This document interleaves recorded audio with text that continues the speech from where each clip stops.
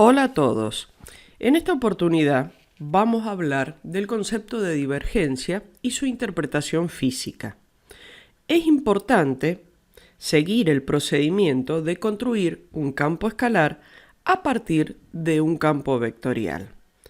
Si un campo vectorial describe el movimiento de un fluido, entonces el campo escalar asociado a él lo llamamos divergencia y describe la tendencia de ese fluido a acumularse o expandirse en cualquier punto dado del campo.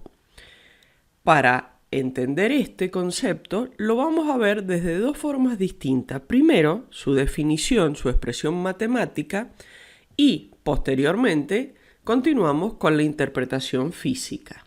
Vamos a ello. El operador nabla es un operador vectorial que es el que está formado por las derivadas parciales. Y tenemos el campo vectorial formado por componentes P, Q y R, que son campos escalares que tienen primeras derivadas continuas. Lo que hacemos es producto escalar entre estos dos vectores, el nabla y F, y el resultado que obtenemos es lo que llamamos divergencia de F. Matemáticamente es la expresión de la suma de las derivadas parciales. La divergencia de un campo vectorial también se puede interpretar físicamente en el contexto de la fluencia o flujo de fluidos. Como vamos a hablar de flujo, en la parte superior de este video les dejo el enlace a otro video donde tratamos el tema específicamente de flujo. Volviendo a este tema, supongamos un campo vectorial F con componentes P y Q, que es el campo de velocidades del fluido, en el plano, con las primeras derivadas P y Q que son continuas en cada uno de los puntos de la región R, dominio del campo. Y X e Y es un punto perteneciente a la región que es vértice de un pequeño rectángulo de área A, cuyos lados son delta X y delta de Y, que pertenece a la región. Y suponemos también que P y Q no cambian de signo a través de este pequeño rectángulo incluido en la región. Estas son las condiciones del campo con que vamos a trabajar. La tasa a la que el fluido sale de esta región A por el borde inferior es F escalar la componente J de la dirección, en este caso es negativa por la forma del campo, multiplicado por la longitud del segmento, delta de X.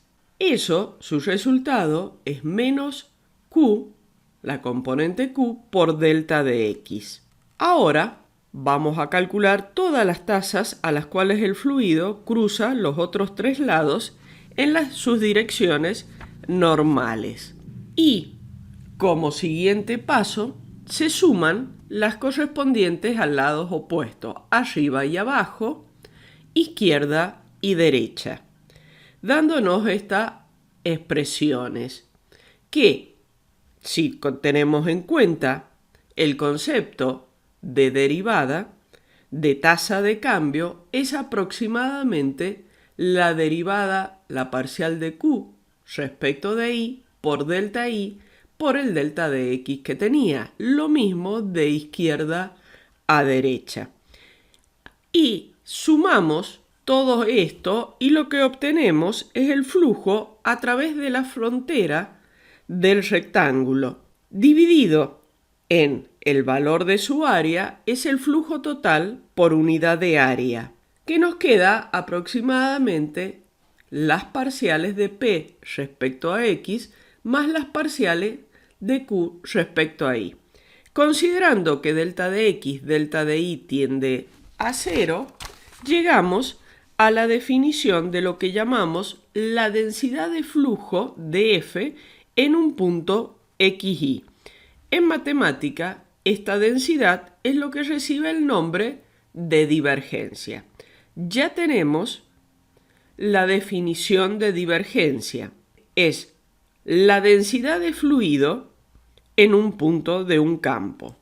Entonces, si B es un campo de velocidades del movimiento de un fluido que representa el movimiento de un fluido, la divergencia de ese campo representa la variación de flujo por unidad de volumen o unidad de área, de acuerdo a cómo estemos trabajando, o sea, la velocidad de expansión por unidad de volumen o área en cada punto del campo.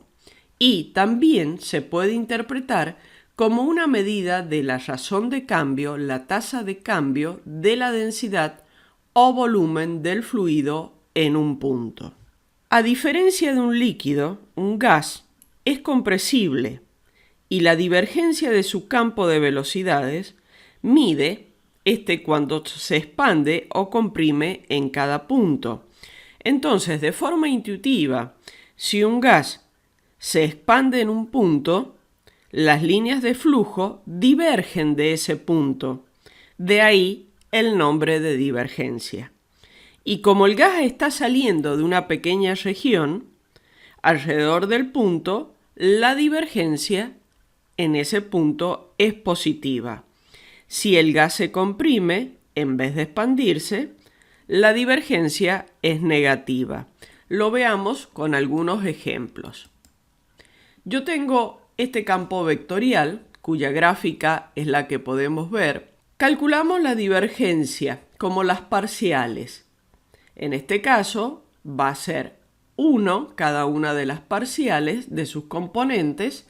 La suma de ellas nos da 2. Si nosotros observamos la gráfica en una pequeña área que es la que está marcada, vemos que los vectores del campo salen siendo cada vez más grandes y que se van separando entre ellos, se van expandiendo. Entonces el flujo se expande y el fluido es menos denso. Este es el análisis y la interpretación del resultado de la divergencia. Veamos otro ejemplo. Ahora tenemos este campo cuyas componentes son negativas, sus derivadas es menos 1, resultado de la divergencia es negativo. Si yo observo la gráfica del campo en una pequeña región, veo que los vectores están entrando a la región y cada vez acercándose y haciéndose menores a ella.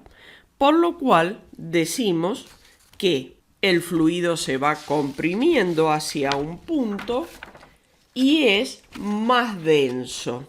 Veamos otro ejemplo más. Ahora yo tengo un campo 2J constante, por ende su divergencia es igual a 0. En este caso, analizando una región, los vectores vemos que entran en esa región son iguales en magnitud a los vectores que salen. Eso nos indica que la cantidad de fluido que entra es la misma cantidad que la que sale. Por eso, la divergencia nos da 0. Decimos que el fluido es incompresible y que no cambia su densidad. Este es el caso, por ejemplo, de un líquido como el agua. En el caso del campo electromagnético, si fuera divergencia igual a 0, se dice que el campo vectorial se llama senoidal. Estos mismos ejemplos que hemos hecho en el plano se podrían haber planteado en el espacio tratando y trabajando con un volumen.